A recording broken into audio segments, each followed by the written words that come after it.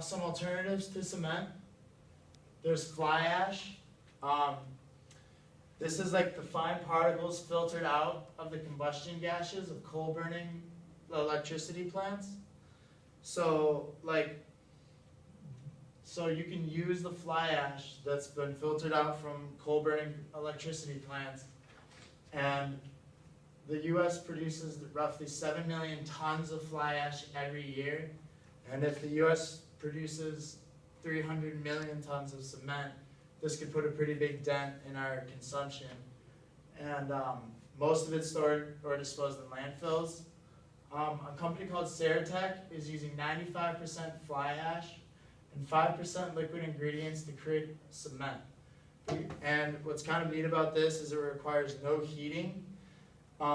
So it's considered carbon neutral. So it totally erases the kiln out of the cement making process. So that reduces the chemical reaction that emits CO2, calcification, and obviously burning the fossil fuels. However, it's not viable to traditional cement production because it's a byproduct. So no matter how much we produce, like this is just a byproduct, so we still need to produce cement to make fly ash. So it's kind of like recycled cement. So although it's very helpful, but we can't rely on fly ash. Magnesium cement, this is kind of a pretty cool thing. Magnesium is the 8th most abundant mineral in the Earth's crust. So it's easily obtainable for large-scale production. So this could be a pretty cool alternative. Fun fact, the Great Wall of China was built using magnesium-based cement. Also, the roads in Rome were built magnesium cement. Also, the pyramids, kind of neat. So what we can do with magnesium is naturally occurring magnesium carbonate can be heated to just 750 degrees using nearly half the heat required of the traditional cement production. So less heat means less burning of fossil fuels.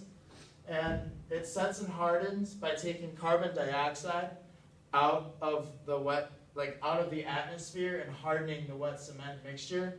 So this is actually a carbon negative kind of alternative. So it actually takes carbon out of the atmosphere to make cement instead of emitting 10% of the world's CO2 emissions.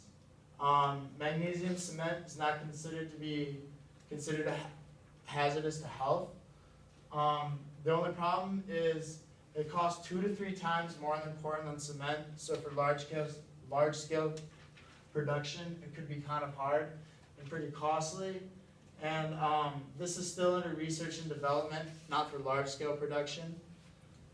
Kind of sounds counterintuitive, knowing that the Great Wall of China was built with a type of magnesium-built cement, but we can't use it today. Another kind of a cool thing, it's not really cement, but it's something that we could use in the building process, is a thing called protocells. These could be mixed with a wall paint and programmed to produce limestone or produce the carbon dioxide on the surface of a building. So you could paint this over a building that is a limestone building or a cement building, and when it's exposed to carbon dioxide in the atmosphere, it sets to this paint, hardening it. This would fill out cracks in a building structure, increasing its overall life and adding insulation to the building. The only thing is with this is it also only works in lab conditions. It's not been used in any type of large-scale production. I think the biggest thing they made with it was a doghouse they used it on. But it's also considered carbon negative because it takes carbon out of the atmosphere and doesn't emit it. And then here, these are just some bricks made with fly ash.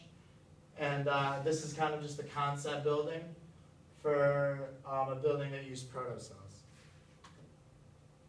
And then the final thing that we can do to kind of lower the environmental impact of the cement and the cement making process is recycling old cement or concrete. It's becoming increasingly popular due to new environmental laws, and it reproduces production costs.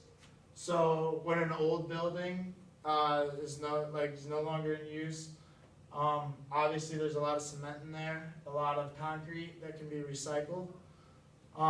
Basically what you do is you just crush it all up again, and then you can reset and reharden it, and a lot of portable crushers can do it on site of construction, so you don't need to outsource it to a cement production plant and then have them send it back. You can do it on site, which saves on costs.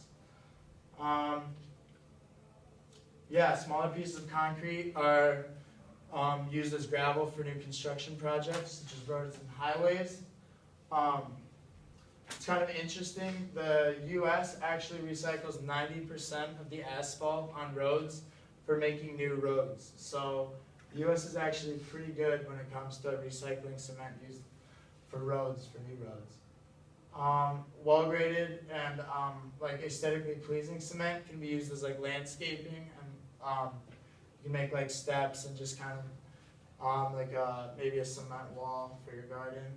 And then another one is wire gabions, or these cages can be filled with crushed concrete and stacked, and it's retaining walls, different buildings, stuff like that. Here's a picture of a gabion. It's basically just a cement. It's basically just a cage filled with cement, and then recycled cement used for home improvement, patio. All right. So, is there any takeaways, questions from the audience? You can give a look around. Any questions? Okay. Well, that's my presentation on cement. I hope you learned something and just became more aware. Thank you.